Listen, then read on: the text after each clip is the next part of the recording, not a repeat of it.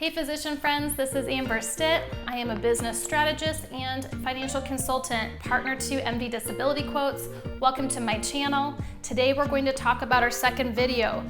What is a residual disability rider? This is the second part of our Disability Basics video series. So the first is covering own occupation and the contract definitions that physicians look into. So that will help you decide what base contract definition that you would prefer within your contract. This video will cover the residual rider, which happens to be the partial disability rider. And our third video covers future purchase options. This is going to allow you to buy more when you either transition out of training to an attending status or your income's gone up and now it's time to buy more.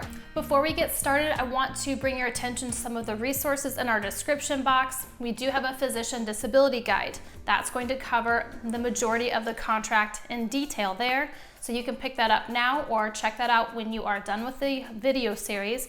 That might be helpful to help you shop and understand the definitions and why you're buying the contract. The other resource is our disability insurance checklist. This is not going to be as technical. This will be a place that you can store some notes, and that might be helpful so that you know you can mark off on the checklist what's important to you, so then when you order your quotes, you're able to then keep them all organized. You'll know exactly what you want for your plan design.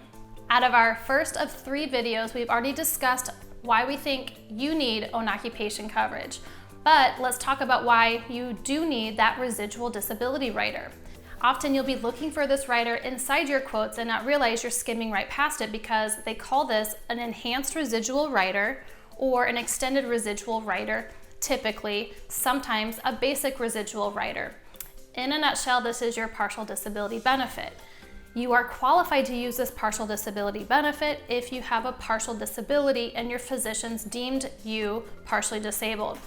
But the way to get this benefit to trigger is to prove income loss.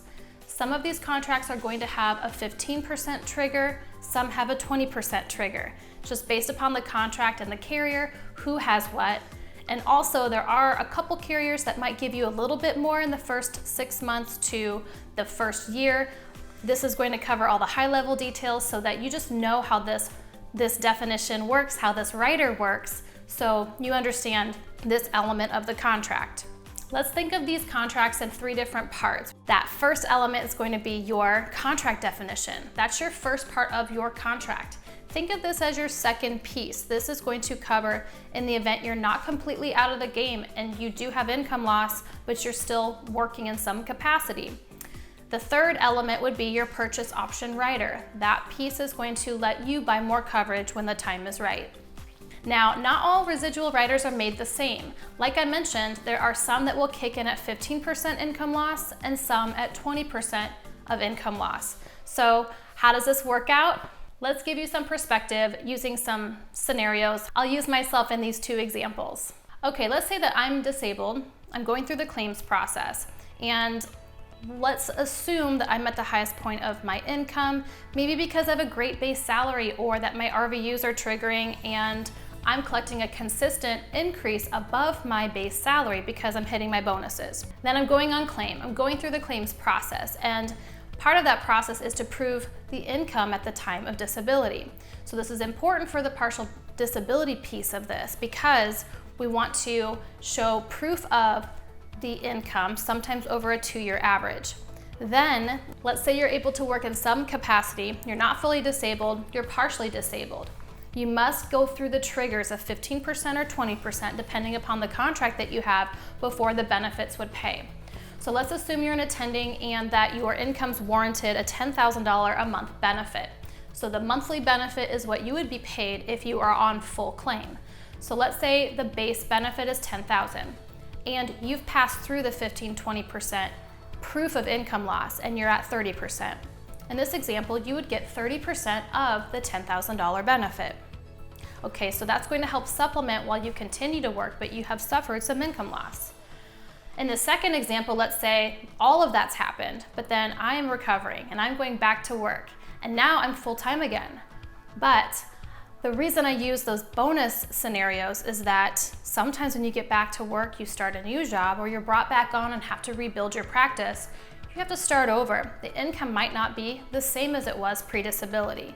So this enhanced version of the residual rider is going to continue to pay based upon income loss, even though you're full-time. So not everybody's going to have the enhanced or the extended residual rider, partly because they chose not to. Some of the contracts out there may not offer it, but in general, most of the time we put the enhanced residual rider on people's contracts unless otherwise told to do so. Some carriers won't let you remove it, and then some carriers only have that basic definition. Some people ask me whether or not they should actually pay for this residual rider. Do we need this residual rider? I'm always going to recommend it because I do see more durations on a partial disability claim than statistically we see with a long-term own occupation claim. I do think residual riders are important. I think that this could be certainly helpful if you are on track to go out on full claim, but you haven't yet.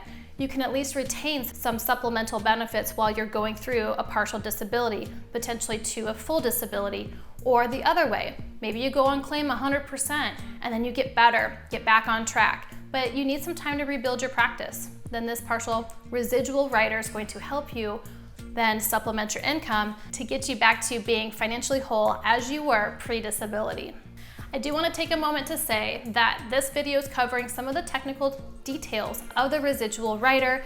There could be some changes over time as contracts do change, and I want you to know the high-level rules so you know when you're looking at your base contract, what definition you buy your residual rider, what kind did you buy, how does it work, and then thirdly, you have your future purchase option.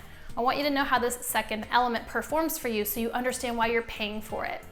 Thanks for joining me for our second video in this video series. I do recommend you looking into shopping for your rates, starting the process early. It's always better to buy your plan while you're young and healthy so you can get your rate lock and then have your plan and transfer risk as soon as possible. Don't forget about our resources that are in our description box. We have our physician disability guide, we have our vocabulary. Please pick up the checklist. I think it will be helpful for you to keep organized so you know what to ask for when you are ordering your quotes and structuring your plan design. Thanks for stopping by. I'll see you in the next video.